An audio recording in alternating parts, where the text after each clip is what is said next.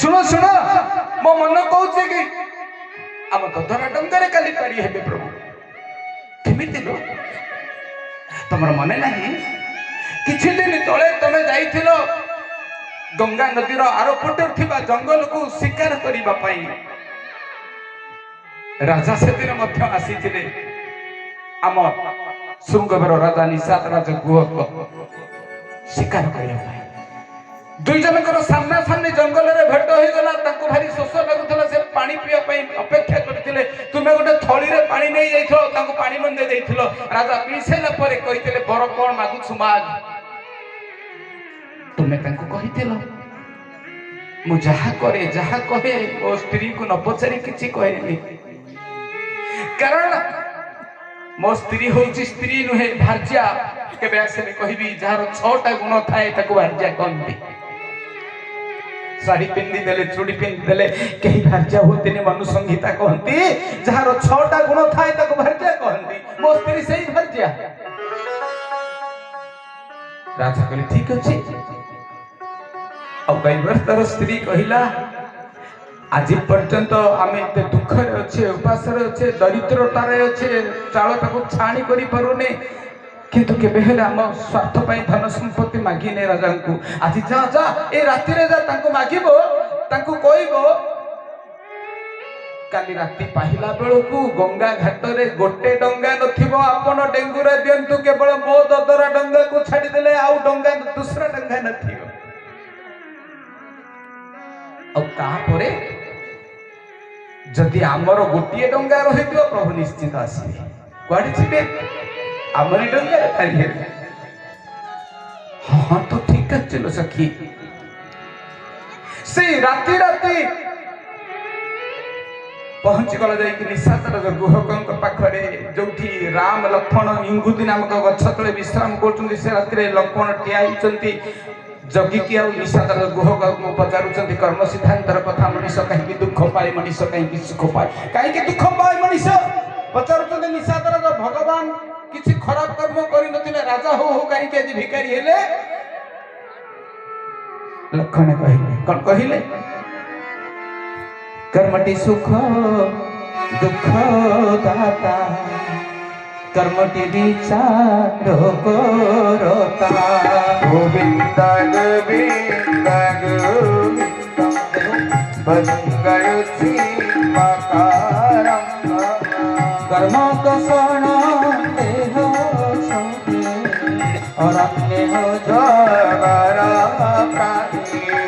गोविंद गोविंद गोविंद भजंगयुति मकारम। सुख दुख दाता, कर्मटि विचार करता। गोविंद गोविंद गोविंद भजंगयुति मकारम। भगवान की भगवान तो किसी कर्म करी नाहंती, दुख पाइला भली नहीं। मनुष्य को शिक्षा देवा पाई भगवान आज ए दुख को अपनार करिछन्ति।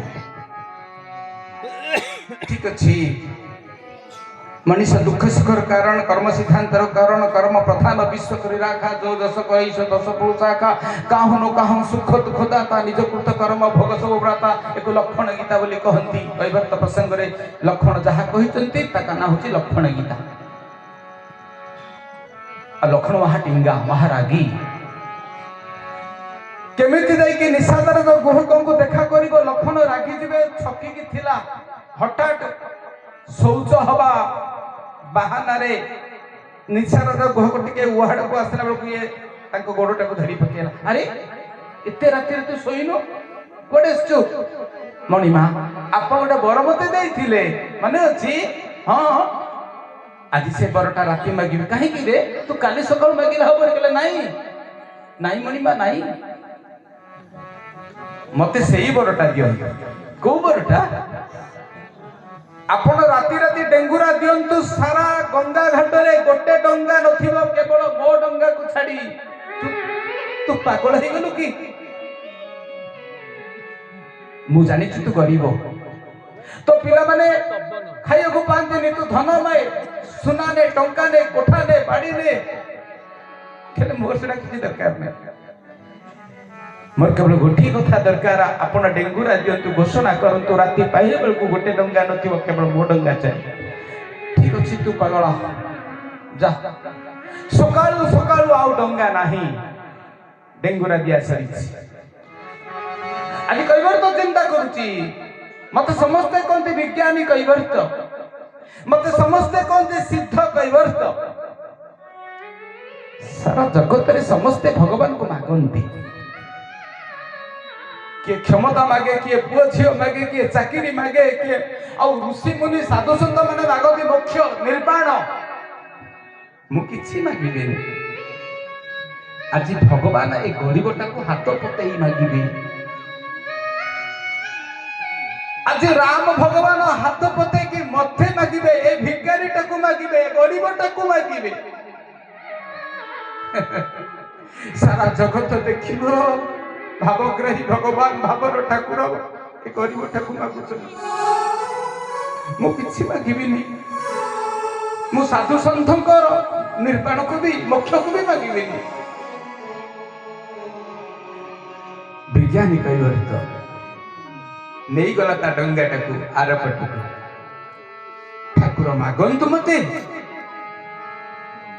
ସକାଳ ହେଇଛି ରଘୁନାଥ ଆସି ଗଙ୍ଗା କୂଳରେ ପହଞ୍ଚିଛନ୍ତି ଗୋଟେ ଡଙ୍ଗା ନାହିଁ ସବୁଦିନ ଏତେ ଡଙ୍ଗା ଥାଏ କାହିଁକି ଡଙ୍ଗା ନାହିଁ କାହିଁକି ତାର ରହସ୍ୟ କେବଳ ନିଷାଦ ରାଜା ଗୁହକ ଜାଣିଛନ୍ତି ନାଇଁ ତ କୈବର୍ତ୍ତ ଜାଣିଛି ମାଗିବା ଆରମ୍ଭ କଲେ ରଘୁନାଥ ଭଗବାନ ମାଗିବା ଆରମ୍ଭ କଲେ ଦେଖନ୍ତୁ ଗଣନ୍ତୁ ଆଜି ଭଗବାନ କଣ କଣ ମାଗୁଛନ୍ତି ପୁଣି କାହାକୁ ମାଗୁଛନ୍ତି ଗୋଟେ ଗରିବ କହିଲେ ଆରେ କୈବର୍ତ୍ତ ଆରେ ଧୀବର ମାଗିବା ଆରମ୍ଭ କଲେ ପ୍ରଥମ ମାଗିବା ଡଙ୍ଗାଟାକୁ ଆଣେ ମତେ ପାରି କରିଦେ ପାରି କରିବା ମାଗିଲେ କୈବର୍ତ୍ତ ଶୁଣିଲା ଭଗବାନ ମାଗୁଛନ୍ତି କହିଲା ତଥାପି ନେବିନି ଡଙ୍ଗା କାହିଁକି ନେବି ଜନ୍ମ ପରେ ଜନ୍ମ ବର୍ଷ ପରେ ବର୍ଷ ସମସ୍ତେ କେତେ କଷ୍ଟ କରି ଭଗବାନଙ୍କୁ ଡାକନ୍ତି ଭଗବାନ କଣ ଶୁଣନ୍ତି କି ମୁଁ ସେମିତି ଶୁଣିବିନି ଆଉ ଥରେ ମାଗନ୍ତୁ ତିନିଥର ଭଗବାନ ମାଗନ୍ତୁ କାରଣ ଭାଗବତରେ ଗୋବିନ୍ଦ ଗୋବିନ୍ଦ ଗୋବିନ୍ଦ ତିନିଥର ଅଛି କାହିଁକି ତିନିଥର ଗୋବିନ୍ଦ ଗୋବିନ୍ଦ ଗୋବିନ୍ଦ ନା ପ୍ରଥମ ଥର ଉଚ୍ଚାରଣ କଲେ ପ୍ରଥମ ଥର ଶୁଣିଲେ କାୟ ଶୁଦ୍ଧି ଦ୍ୱିତୀୟ ଥର ମନ ଶୁଦ୍ଧି ତୃତୀୟ ଥର ବଚନ ଶୁଦ୍ଧି କାୟ ମନ ବଚନକୁ ଶୁଦ୍ଧି କରେ ଗୋବିନ୍ଦ ଶବ୍ଦ ସେଥିପାଇଁ ଭାଗବତରେ ତିନିଥର ଗୋବିନ୍ଦ ଗୋବିନ୍ଦ ଗୋବିନ୍ଦ ଆଉ ଭଗବାନଙ୍କର ଡାକ ମୋ କାନରେ ତିନିଥର ବାଜୁ ମୋ କାୟ ଶୁଦ୍ଧି ମୋ ମନ ଶୁଦ୍ଧି ମୋ ବଚନ ଶୁଦ୍ଧି ହେଇଯିବ ମାଗିଲେ କହିଲେ ଆରେ ଆ ଲେଖିଲେ ସନ୍ଥ ତୁଳସୀ ମାଗିନା ବନ ମାଗିନା ବନ କେ ବଟୁଆନା कहे हूँ तुम्हार मरम बेजाना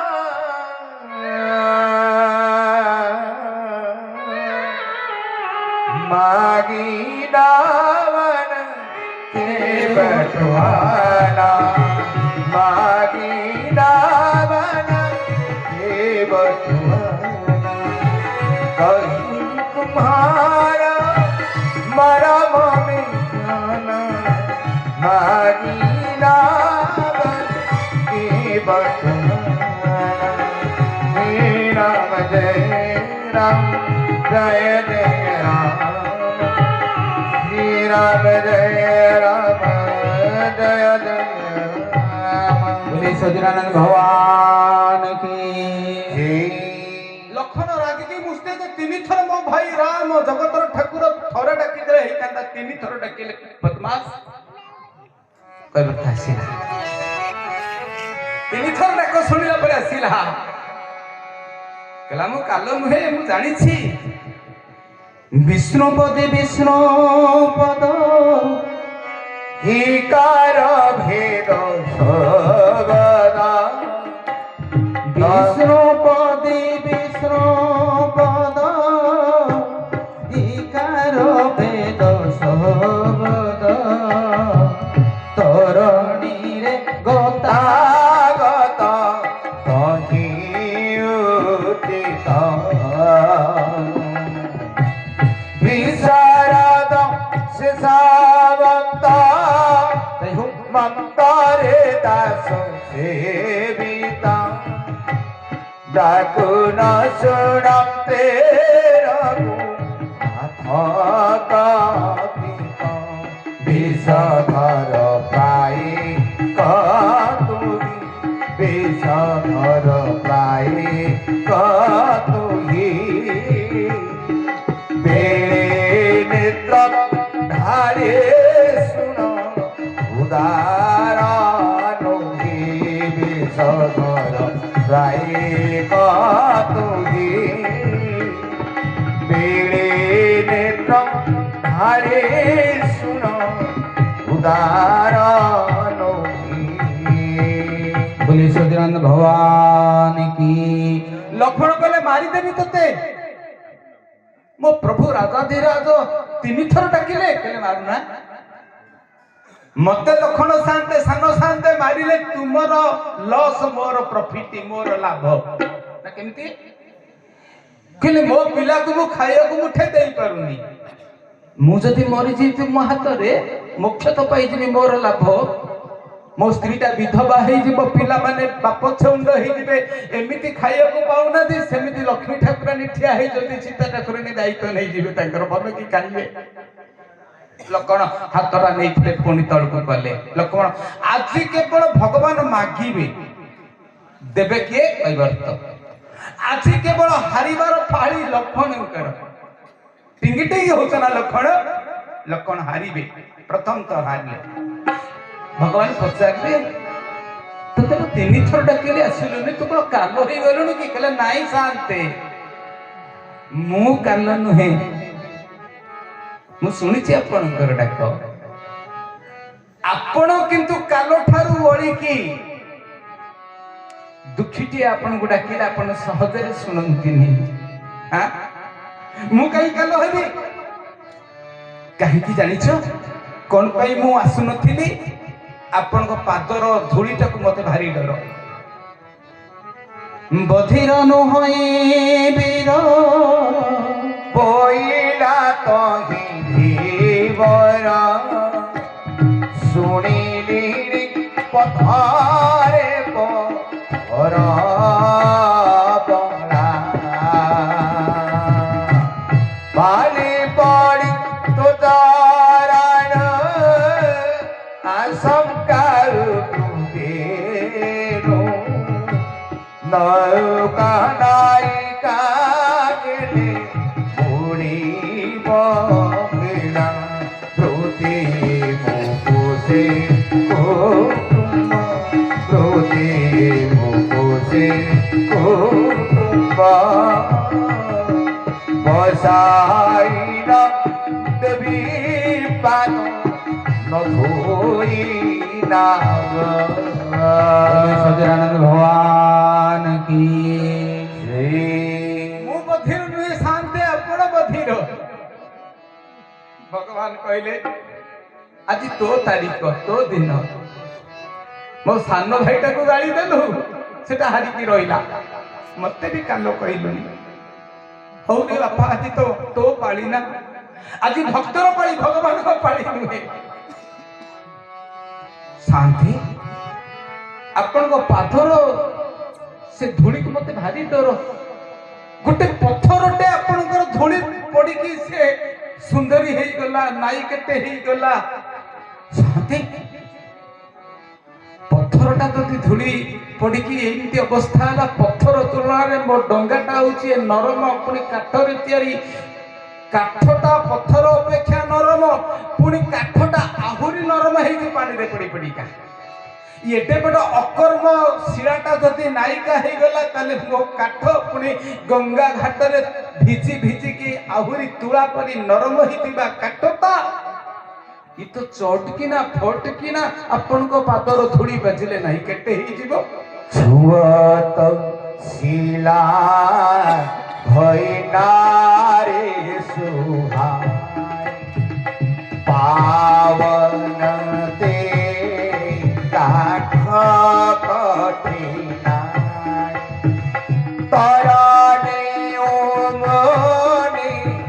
मरने कोई जाए बाट परए मोरी नाव उतराई श्री राम जय राम जय जय राम जय रघुनंदन जय घन बोले सचिदानंद भगवान की श्री शांति आपण जानिछंती मु गोटे गरीब बापुडा ए डंगारे सबुदिन पारी कले लोकंको ठारो दीटा कौड़ी पाए जो पैसा टंका पाइले मो पांच प्राणी पिला गकला कुटुंबर संसार कोनोसी मते मेंटी जाए ओलिए खाइले दिउली उपास रहे गंडे खाई एवं दंडे बंचे जदि सीटा नायिका ही गला ओ पांच पुरुषर ही डंगाटा जदि नायिका ही जीव मो पिला उपास रहिबे थांते आपण स्त्री लक्ष्मी ठाकुराणी पड़ीदात्री अन्नदात्री छप्पन भोग आपण पे रंधा आपण गरीब पेटर कथा जानी नाहंती पाटीर कथा जानी नाहंती मते डर से पादर धूली यही प्रतिपाल सब परिवार नाही जानो कछुऔर कवार सिया राम जय जय हो। राम सिया राम जय राम दम प्रभु पार अवश्य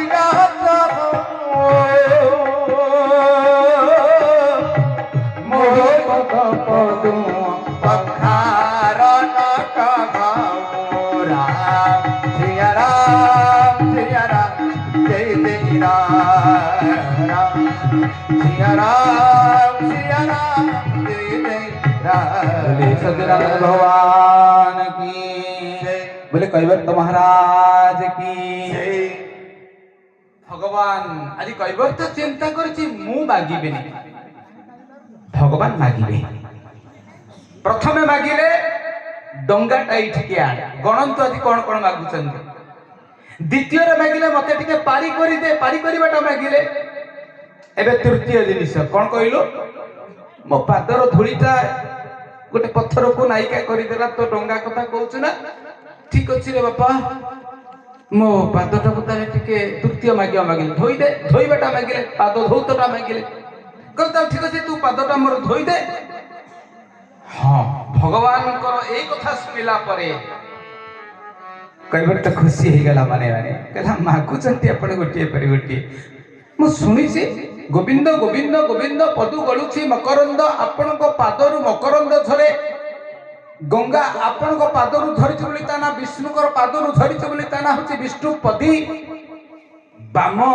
गोडर बुढ़ा अंगुठीर नख भितरे लुचिकी थिला बामन अवतार रे भागवत अष्टम स्कंद रे लिखा जाइछन्ती बामन अवतार रे बलि द्वार रे जेतेबेले बलि दान दउथिला त्रिपाद दान जो पादटा आपनकर अनंत आकाश को चली जाइथिला से पादटा को धोइबा पई ब्रह्मा पाउ नथिले सुजोग कला आज सुजोग आसीची बामन भगवानकर पाद को धोइबी किंतु गर्व थिला तांको मनरे ब्रह्माकर पाद ब्रह्मा भगवान बामनकर पाद धोइला बेले तांको कमंडल रे लुकायित गंगा नदी तांको गोटे पाद को भी धोई पारिलानी गोटे नख को भी धोई पारिलानी बाम पादर बुढ़ा अंगुठीर नख भीतर सेटा पचि जाइथिला ब्रह्मांकर गर्भ गर्भ ही गला बामन भगवानंकर पादर गोटे आंगुली को जा मो पानी नियंट ही गला सेई पादर आंगुठीरे जे थिले से होचंदी गंगा पतित पावनी विष्णुकर पादर थिबारु लोक गंगा गुडा कहते विष्णुपति आउ आज भगवान सेई कथा चिंता करूचंती कि जहा करूची जहा कहूची मते मानिबा पड़ी एवं कैवर्त चिंता करूची सेई पाद को आज मु धोइबी जो पादर गंगा झरी थिले ଯାହାକୁ ବ୍ରହ୍ମା ଧୌତ କରିପାରିନଥିଲେ ଶଙ୍କର ଭଗବାନ ଯାହାର ହିସାବ ପାଇନାହାନ୍ତି କହିଲେ ଶାନ୍ତି ଆପଣ ଏଇଠି ଥାଆନ୍ତୁ ମୁଁ ଏଇ ଗଲି ଆଉ ଆସିଲି କାହିଁକି ନା ସେ ଚରଣ ତକଟା ମତେ ପାନ କରିବାକୁ ପଡିବ ଖାଲି ମୁଁ ନୁହେଁ ମୁଁ ଏତେ ସ୍ୱାର୍ଥପର ନୁହେଁ କଳିଯୁଗର ମଣିଷଙ୍କ ପରି ଆତ୍ମୀୟ ସଦନ ବନ୍ଧୁ ପରିଜନ ସାହି ପଡ଼ିଶା ସମସ୍ତେ ପାନ କରିବେ ଗୋବିନ୍ଦ ଗୋବିନ୍ଦ ଗୋବିନ୍ଦ ପଦୁ ଗଳୁଛି ମକରନ୍ଦ कृपा सिंधु बोले मुस्काई सोई करू जो बना बन जाय बेगी जन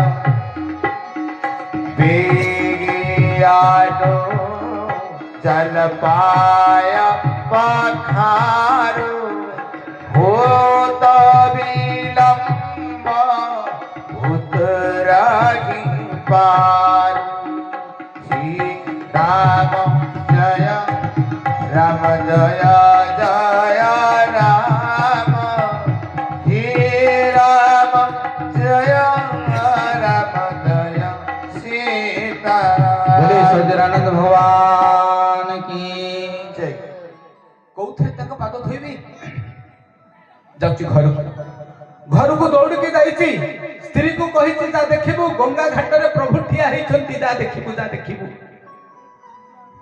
ଦେ ଗୋଟେ ଜାଗାଟେ ଦେ ଦି ସ୍ୱାମୀ ସ୍ତ୍ରୀ ଦି ଜଣକୁ ଖୋଜିଲେ କିଛି ଜାଗା ପାଇଲେନି ଆଉ ଆଳିମାଳିକା ଭିତରେ ଗୋଟେ ତମ୍ବାର ପାତ୍ରଟିଏ ପାଇଲେ ଦେଖିଲା କହିବ ତ ବହୁତ କଣା ତା ଭିତରେ ଅଛି ଏ ପାଖର ଦୃଶ୍ୟ ସେ ପାଖକୁ ଦେଖା ଯାଉଛି ସେଇଠି କହିବ ତ କାନ୍ଦିଲା ଠାକୁରେ ଏତେ ଗରିବ କୂଳରେ ମତେ ଜନ୍ମ ଦେଇଛନ୍ତି ଯେ ଆପଣଙ୍କ ପାଦକୁ ଧୋଇବା ପାଇଁ ମୋ ପାଖରେ ପାତ୍ରଟିଏ ବି ନାହିଁ ଏମିତି ହୀନ ଜନ୍ମ କାହାକୁ ଆଉ ଦିଅନ୍ତନି ମହାପ୍ରଭୁ କାହାକୁ ଦିଅନ୍ତନି କାନ୍ଦୁଥିଲା କହିବର୍ତ୍ତ ତା ସ୍ତ୍ରୀ ତା ଲୁହକୁ ପୋଛି ଦେଇ କହିଲେ ଯା ଭଗବାନ ଆମକୁ ଯେମିତି ରଖିଛନ୍ତି ସେତିକିରେ ଖୁସି ହବା ଦରକାର যা ঘরে তিনোটি কাম চালুথায় তা ঘরକୁ লক্ষ্মী নারায়ণ আসନ୍ତି তা ঘরটা বৈকুণ্ঠ ସେ ତିନିଟା କାରଣ କଣ এবার তো স্ত্রী বুঝাউছি কলে পুত্র যস্য বসীভূত পত্নী ছন্দানুগামিনী বিভবে সন্তুষ্ট দত্তস্য স্বর্গ ইহে বহি লক্ষ্মী নারায়ণ কা ঘরକୁ যাନ୍ତି যা ঘরে এই তিনিটা কাম ସବୁଦିନ ଚାଲିଥାଏ প্রথম কাম जोटी पुत्र बसीभूत पिला माने बापा मां द्वारा उठ बस हंती बापा मां को मानंती पितृदेव भव मातृदेव भव बापा मां को भगवान बोली भावंती बापा मां को कथा अनुसार परिपालन करंती पत्नी छंदानुगामिनी स्त्री जोटी स्वामी कथारे चले विभवे संतुष्ट जह परिवर्तन को बुझैला ता स्त्री कहले जेतिकी विभव माने संपत्ति धन आमको देइचंती जेतिकी सेतिकी रे जे खुशी रहे चुना अनुसार पिठा जेतिकी चुना को सेतिकी पिठा एई तीनटा जिनिस जा घरे थाए ता घर वैकुंठ वैकुंठ समान आहा ओटे सेही घर परस्पर स्नेह जहि थाए निरंतर हसी राम जय राम जय जय राम जय रघुनंदन जय घनश्याम बोले सचिदानंद भगवान की जय जा डेरी करनी शांत ठिया ही चंती घाटरे भगवान हमको जेमिति रखिचंती सेमिति हम तम पूजा करिबा तुमे जो काठटा रखिच डंगारे पानी छेदे कि बाहर फोपाडी दियो गंगा पानी जो पसिया से तुम अड्डतरा डंगा भितरे सेइथिरे तंको पाद रखी धोइबो मु जाउची ए साई पड़िसा समस्त को नहीं कि जीवी चरण दक प्रभुंकर पान करिवे कई वर्त जाई कि आखिर लुह पोछिला पळेला घाट पाख भगवान से ठिया आइतली लक्षण कले तते मारी देबी पुणी द्वितीय थर धमक मो भाई राजाधिराज स्वयं नारायण को ठिया करते गोटे खादिला भी लगौछु कले मारू ना सेई तुमर क्षति मोर लाभ तुमर क्षति ठीक अच्छी कहले अरे शीघ्र शीघ्र पारी कर दे मते शीघ्र थो बेरी आन जन पाय पखारु हो तो विलंब उतार ही पार एबे भगवान ପାଦଟିକୁ ବଢେଇ ଦେଉଛନ୍ତି। ବଢାଇ ଦେଲେ ପୟର ଭାବଗ୍ରାହୀ ରଘୁବୀର ବଢାଇ ଦେଲେ ପୟର ଭାବଗ୍ରାହୀର ଭୂମିର ପୟରେ ଚାଳିତ କରି ବସନେ ପୁଛି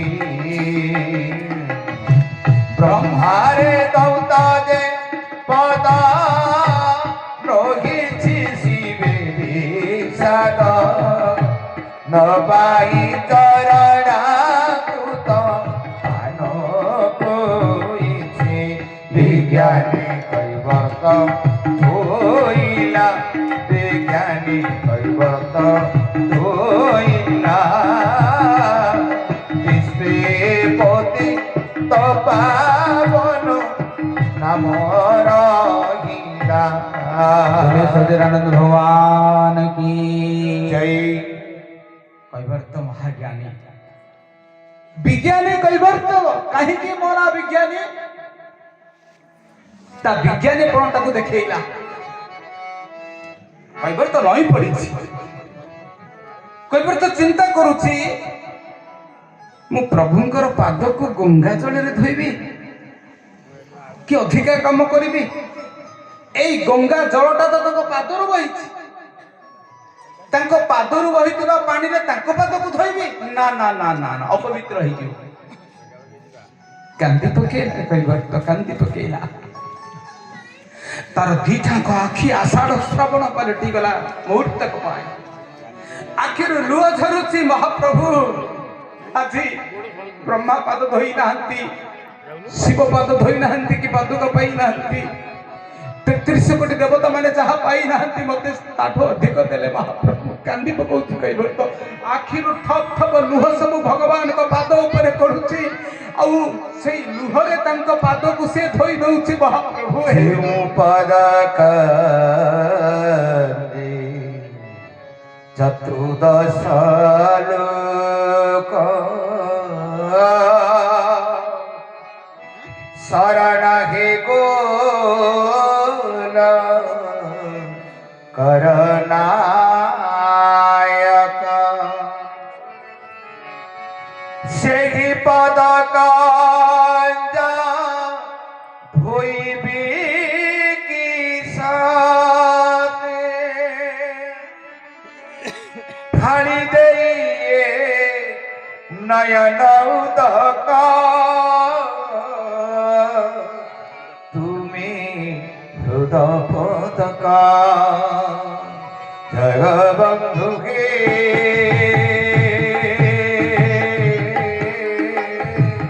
তুমি হৃদপদকা জগবন্ধু হে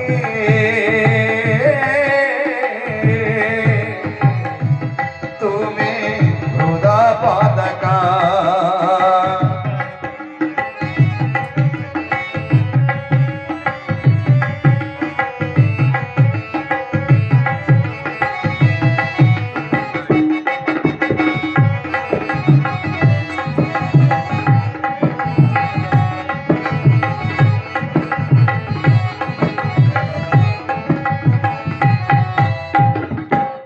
बोले सच्चिदानंद भगवान की জয়।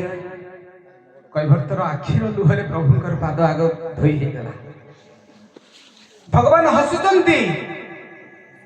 ଭଗବାନଙ୍କ ହସ ଦେଖିଲା ପରେ ଲକ୍ଷ୍ମଣ ଆଶ୍ଚର୍ଯ୍ୟ ହେଇଗଲେ, ସୀତା ବି ଆଶ୍ଚର୍ଯ୍ୟ ହେଇଗଲେ। ବନବାସରୁ ଆସିଲା ପରଠାରୁ ଭଗବାନ ହସି ନଥିଲେ, ଏଇ ପହିଲି ଥର ହସୁଛନ୍ତି ମୁରୁକି ମୁରୁକି।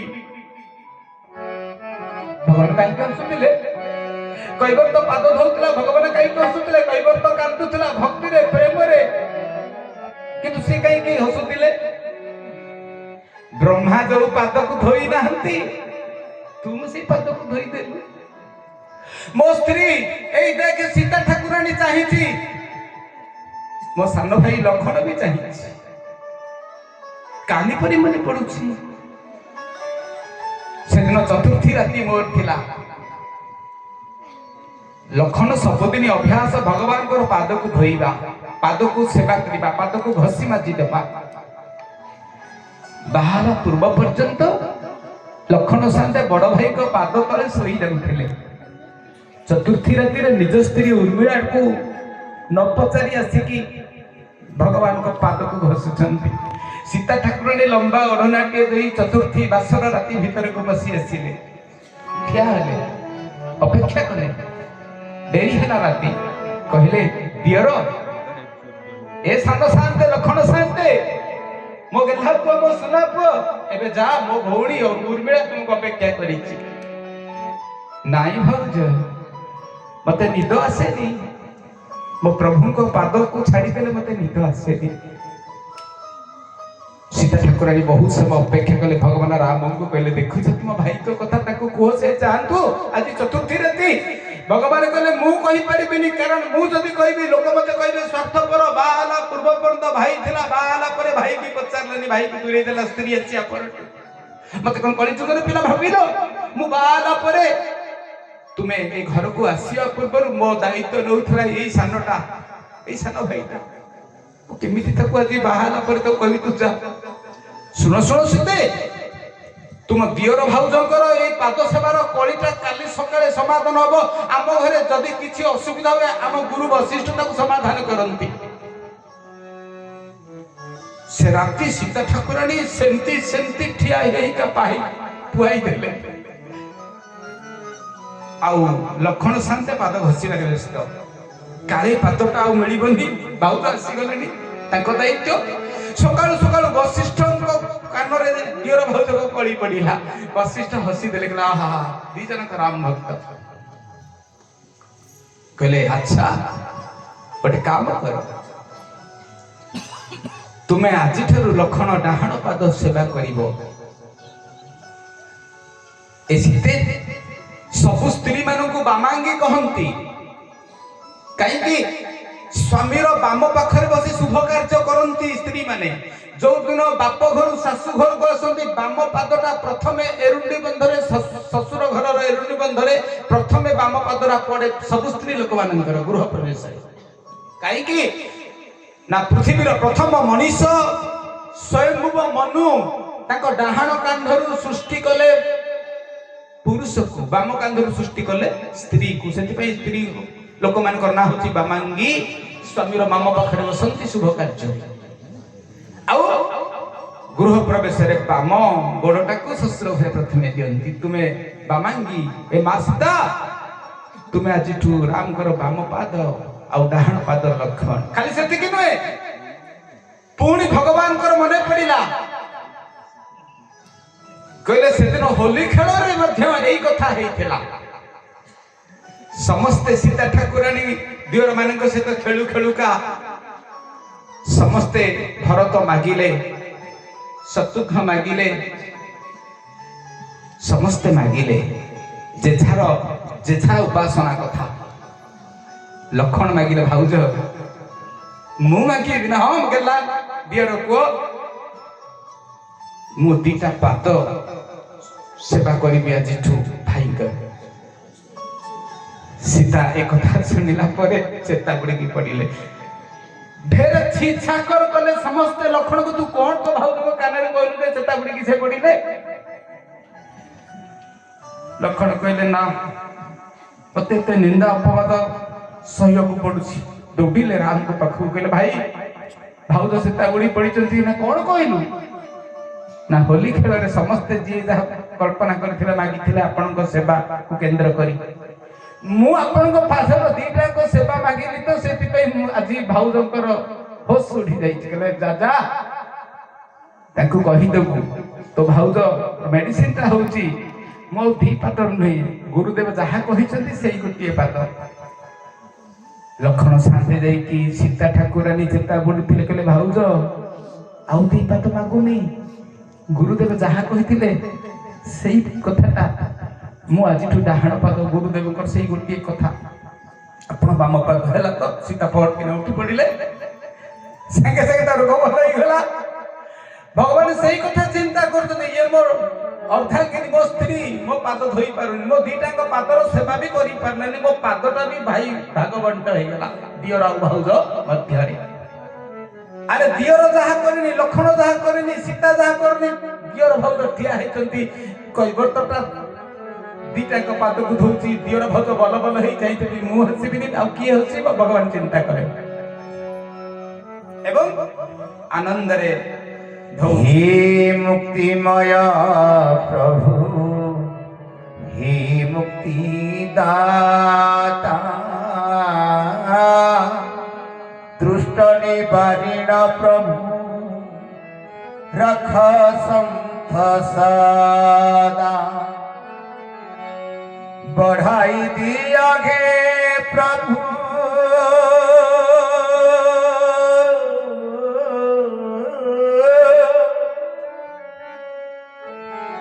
बढ़ाई दिया हे प्रभु तब श्री चरण,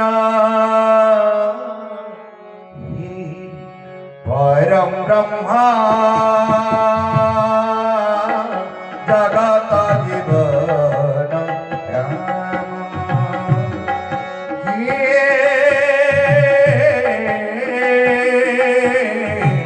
परम ब्रह्मा जगत जीवन राम। पाप क्षय हुई स्वरूप माधुरी, जुगे जुगे पाउथिबी तो करुणा पारी।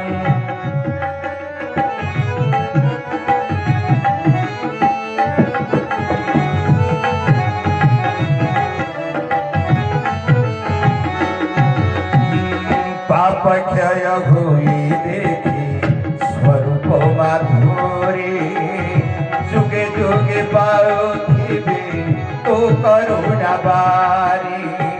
अयोध्या कुल तिलक, अयोध्या कुल तिलक, कौशल्या नंदन, परम ब्रह्मा जगत जीवन राम, हे परम ब्रह्मा जगत जीवन राम।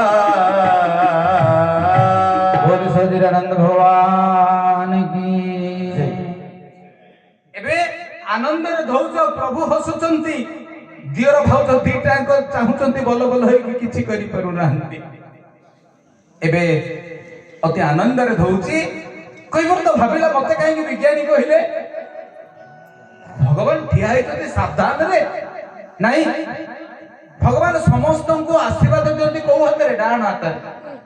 କଣ କରିବି କଣ କରିବି କଣ କଲେ ସେ ଦିଟାଙ୍କ ହାତ ମୋ ଗୋଟେ ନୁହେଁ ଦିଟାଙ୍କ ହାତ ମୋ ମଥାରେ ରଖିବେ।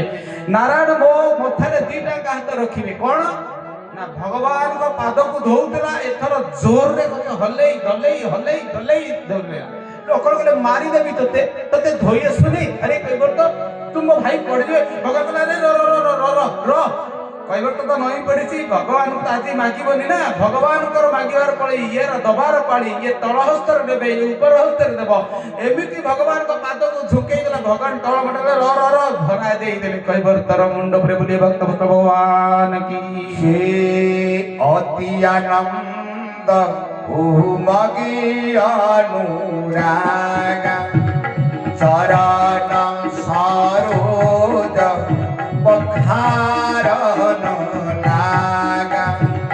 परसी सुमन सुर सकल सिहाई, एहि सब पुण्य पुंज के नाही।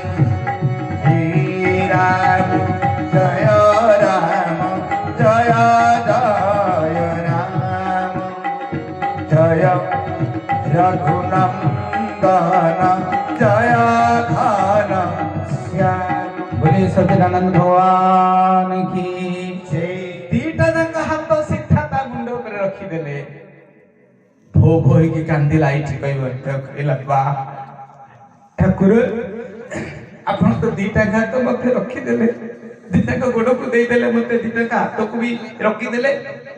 ଏବେ କୈବର୍ତ୍ତ ଆନନ୍ଦରେ ଉଦ୍ବେଳିତ ହେଉଛି। ଭଗବାନଙ୍କର ପାଦକୁ ଧୋଇ ସାରିଲା ପରେ ତା ଗାମୁଛାରେ ପୋଛି ଦଉଛି, ଭଗବାନଙ୍କୁ ବସେଇ ଦଉଛି, ଲକ୍ଷ୍ମଣଙ୍କୁ ବସେଇ ଦଉଛି, ସୀତାଙ୍କୁ ବସେଇ ଦଉଛି। ଏବେ ଭଗବାନ ପୁଣି ମାଗୁଛନ୍ତି, କହିଲେ ସେ ଗାମୁଛାଟା ଦେ। କହିଲେ ପ୍ରଭୁ ସେ ଗାମୁଛାଟା ନେବି, ଏଟା ତ ଚିରି ଯାଇଛି, ଫଟା ଗାମୁଛା, ତେଲିଆ ଗାମୁଛା, ମଳିଆ ଗାମୁଛା, ଅସିଆ ଗାମୁଛା, ମସିଆ ଗାମୁଛା।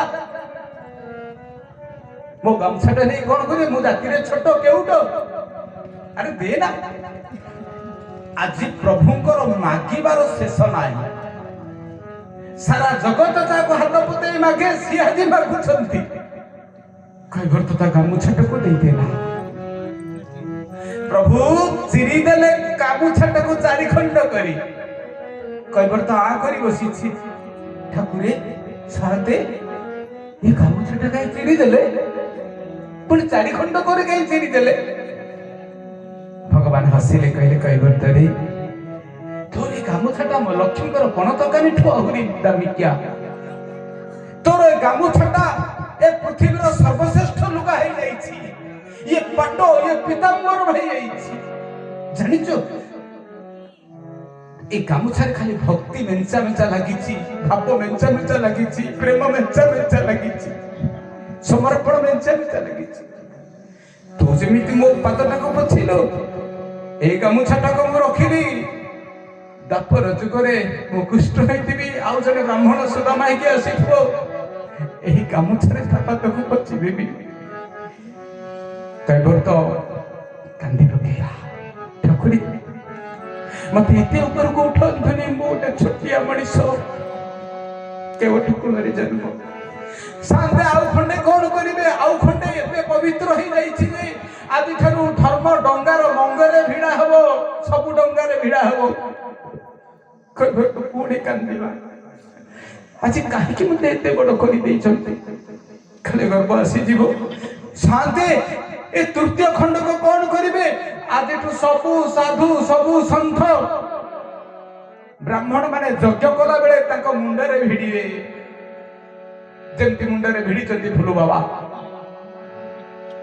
ମୁଣ୍ଡରେ ସାଧୁ ସନ୍ଥ ବାବାଜୀ ବୈଷ୍ଣବ ଯଦି ମୁଣ୍ଡରେ ଗାମୁଛା ନ ଭିଡିବେ, ତୋ ଗାମୁଛାଟାକୁ ନ ଭିଡିବେ, ତାହେଲେ ତାଙ୍କ ଦେହ ପବିତ୍ର ହବନି, ଯଜ୍ଞ କାମ କରିପାରିବେନି। କାନ୍ଦି ପକେଇଲା କୈବର୍ତ୍ତ, କହିଲେ ମତେ ଆଜି ବେଳକୁ ବେଳ ବଡ କରି ଦଉଛନ୍ତି। ଚତୁର୍ଥ ଖଣ୍ଡକ କଣ ଶାନ୍ତେ କରିବେ? ଏଟା ବି କଳି ଯୁଗରେ ସାହିତ୍ୟିକ ହେଇକି ରହିବ। ମୁଁ ଦାରୁ ବ୍ରହ୍ମ ରୂପରେ, କାଳିଆ ଶାନ୍ତ ରୂପରେ ଯେତେବେଳେ ପୁରୀରେ ରହିଥିବି, ସେତେବେଳେ ପତିତ ପବନ ବାନା ହେଇକି ବୁଲିବ, ଆଉ ନୀଳଚକ୍ରରେ ବୁଲିବ।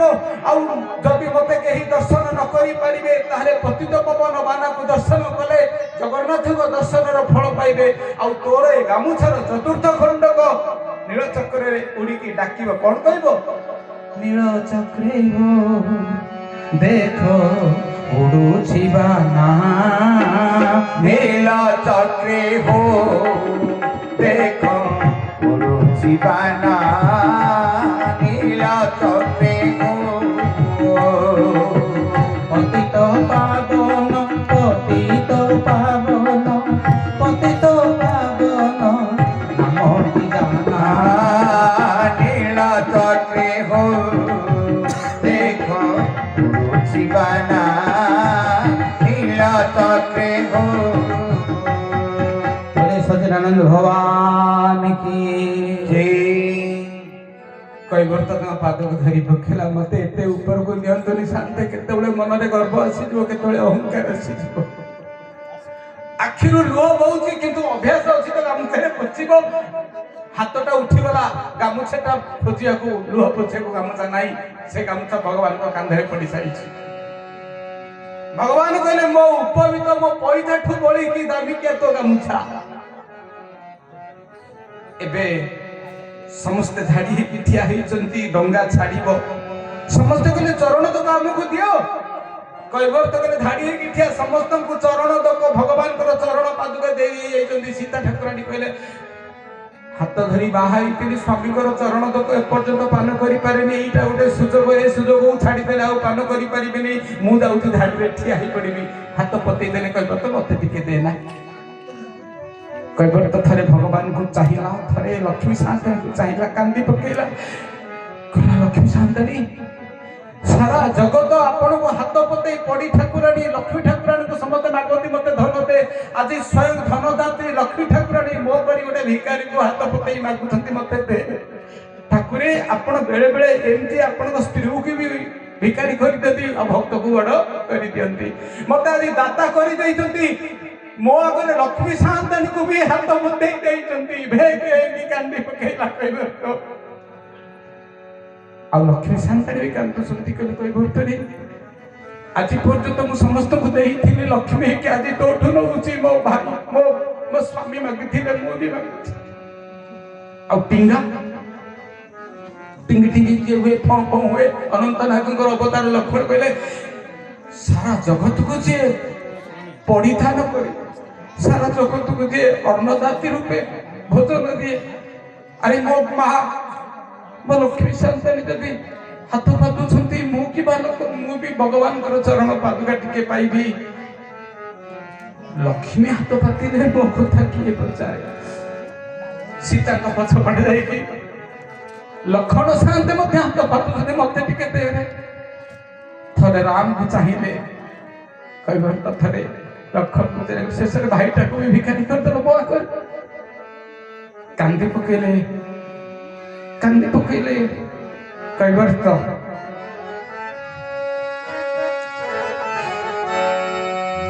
କହିଲେ ଠାକୁରେ ମୁଁ ଗୋଟେ ଭିକାରୀ,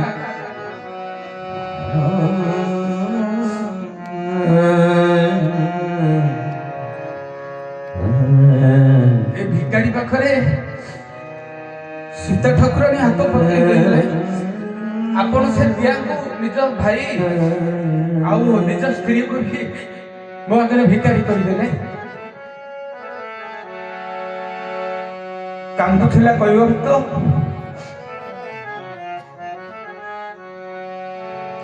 ଭଗବାନ କହିଲେ ଏବେ ମତେ ପାରି କରିଦେ। ଏବେ ଡଙ୍ଗା ଯାଉଛି। पद पखाली जलपान करिए, आप सहित परिवार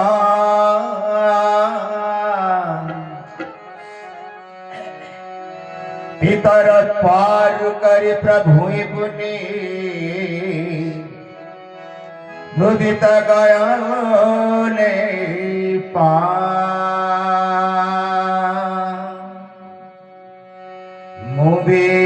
ज्ञानी कैवरत जगी घाट ज्ञानी कैवरत जगी घाट मोनाब रे विजय मोनाब रे विजय जगत नाथ विज्ञानी कैवरत जगी घाट पाद धोई देवी भागर जलरे पाद धोई देवी भागर जलरे धीरे धीरे बसी मारी विकास प्रभु ज्ञानी कैवरत जगी घाट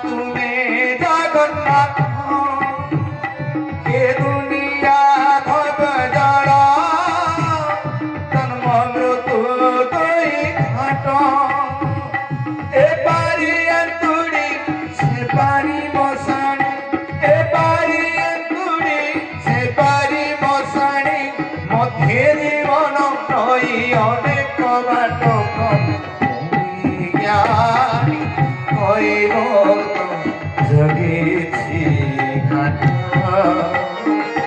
ମୁଁ ବିଜ୍ଞାନୀ କହିବ ଜଗିଛି ଘାଟ ମୋ ନାମ ରେ ବିଜୟ ଜଗତ ମୁଁ ବିଜ୍ଞାନୀ କହିବ ଜଗିଛି ଘାଟ